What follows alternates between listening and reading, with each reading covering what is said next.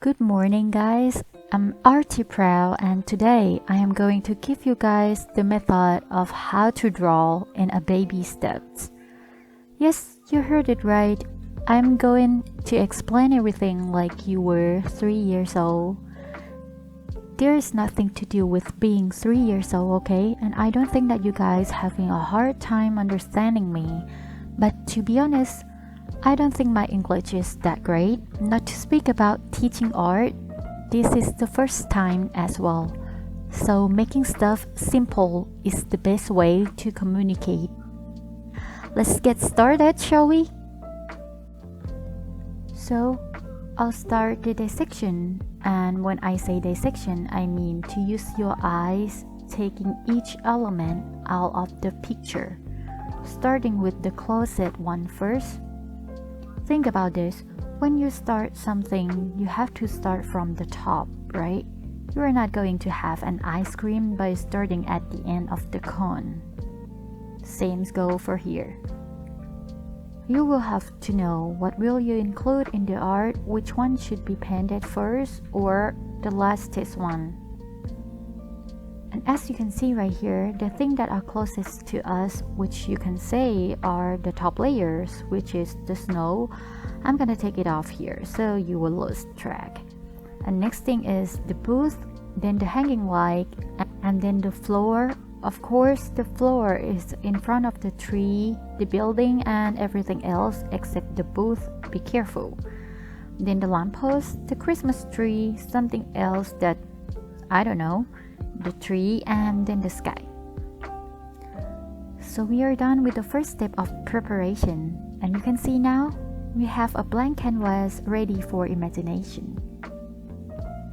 But as I said, it's a preparation phase. It sometimes takes much longer than the real process, but that leads to efficient process. Will you bake a cake without preparing the ingredients? The answer is no, right? So this is the same thing again. What will you going to prepare next before the operation is the art supplies, the tools, the color, the palette, or any other things that you want to use to create this magical piece. And I say that I will explain to you like you are 3 years old, so it'll tell you everything. This is gonna be long, but please don't skip it. And here are my tools. It's number 8 or 10 for the bigger area, and for the medium area it's number 2 or 3, up to you guys. And the tiny details I use the 0. And for the color I use Gouache, and I'm gonna stick to just 5 fundamental colors today for we are broke and for beginner. I don't think you need all that cute things yet, but if you have one, please enjoy it. Then the palette, which I've watched once a year, I don't know, or maybe twice. And next, the water to clean off your brush. I recommend 2 glasses or cup or whatever you use. You should make sure that your brush is clean before taking another color as well. And lastly, the paper towels or wipe sheets to at least dry your brush after cleaning, so that it won't hug the water that much from the cleaning. And now we're ready. Woo! Okay, so remember what we have dissected earlier, like the piece that we cut off? I'll put the number there in order of what we have taken off the canvas. And right now you will have to flip it. Yeah, flip it because it's the operation time. You will have to put the further away object in the canvas first. Or to put it simply, when you paint, you will have to paint the object that is like the farthest behind everything, the background first, and then slowly come to the top part.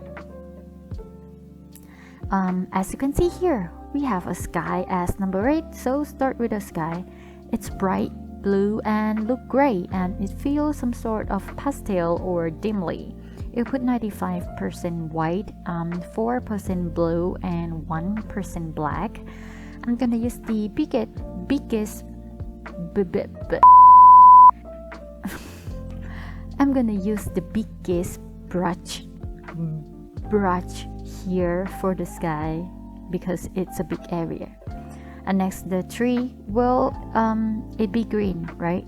Since I have the mother color, so it's gonna be 80% blue and 20% yellow. If you want to make it dark, then put black after that, but if lighter, just add more yellow.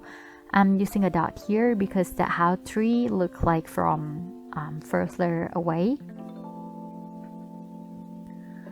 The next thing is the building, and whatever I pen, well, at that time I hope it looked like a flower shop or some sort of vintage house or a hut. And because I haven't planned for any colors, so that is how it looked like. Let's say it's a background that you don't have to care for details, something that is far, you don't know exactly what it is. So, and then for the building, you put a pastel yellow, or you could say an earth tone brown, which is 90% white and 10% yellow. To make it brown, add 2% of red and black. It's gonna create a soft brown. And here what I am thinking about the building. There is not much but a roof that has to stick out, a balcony, and then a window. Well, you can try any type of window that you like. Just try searching one.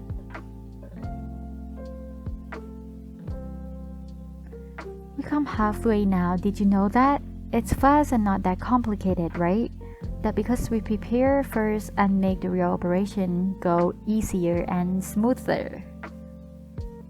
I'm not really sure if that's a word. Okay, so next our Christmas tree. I used yellow, white, and green from the tree earlier to dot in the cone shape. My head is thinking of a golden tree at that time. That's why yellow is going to look much more shine here instead of green. The white is just some of the dot. It is a snow and some point of the light, and it is also white. Next is the lamppost.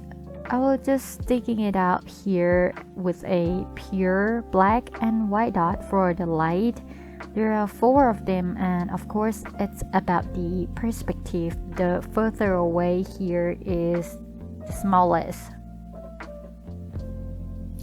Then we have a street. I'll use gray with 90% white and 10% black. There is a snow on the ground a little bit here. This is separate from a snowstorm, okay? Because it's a part of the ground actually. And now we are heading to the hardest part because it's the closest one, the closest to us, so it needs a lot of detail. I'm gonna pull up telephone booth here. This is what it will have to look like. So please remember to use the reference, okay? Don't be afraid. How will people notice that you penned a papaya, not a, I don't know, amoeba or sleepers? Not that, okay? Just use a reference. I'm using pure red here, and it's Gouache, so you can put the color on top of the other layers. But it needs some practice here because it's Gouache. Try checking out its property. If you're not sure, try using acrylic. That's way easier than Gouache in my thought. So the line goes here, and here we need some black to make it look in shape, divided. And we are done. But the booth looks so empty. That's when I learned and realized that I should have prepared my art. Because it's the telephone booth, it needs to have a phone inside. But now there's a bar. There, you know what? Yeah, perfect. It looks like nothing happened. Sometime in the operation room, you are going to face this situation. everything could go wrong at any point, even with a plan, right? And what's important is that how will you solve it? That's all. Then the snow, I'll use my brush here to create frozen snow, a flat brush, and it is convenient for me. You can use any other texture brush that you like, and don't worry if you don't have one like me. Just use the smallest brush. It needs more time, of course, but when does a great masterpiece take time, right? And here we go, just dabbing, since my brush is not even, so it create that effect. Here I use the smallest brush for the detail. We have to put it around this space because it's a window, so try dotting until you satisfy.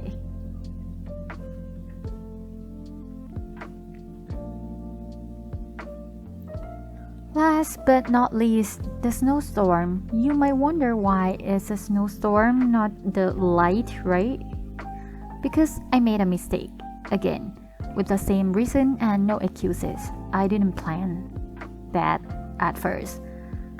But it's fine, so here is how I planned the snowstorm. I'll use the same brush to create a line effect as checking out reference. It's some sort of inconsistency line, and then using the toothbrush. Yeah, I'm using the toothbrush to create a snow texture. I don't know the word in English, or I know but I forgot, but here is what I did. Like sprinkle, splash, something like that. Here we go. And for the last one, I don't have a video record for my batteries was running low at the time, but I think you can try figure out how I did that. As you can see, you will learn dissection from me, and now you know. So try to look which color is in the front and which one is in the back, and you will have it. And here we are creating something wonderful today. I hope you love my operation, and if you feel like this is useful, please comment. Maybe I will consider filming more of this. So thank you so much for going to the operation room with me, even though you were scared to pen or have no idea. Neither am I, because I don't know how to teach art, for it's just something that popping up in my head. And let's hope that there will be more art case to dissect for you guys. You can try this method with reference, maybe just 3 to 4 things, like 3 to 4 layers, not 10 like this time. But I just want you to learn the dissection. That's why there's a lot. So I'm trying hard to appreciate like the small thing around me, and I will share those stuff with you guys as well. And here is ArtiePraew. Have a great day. Goodbye.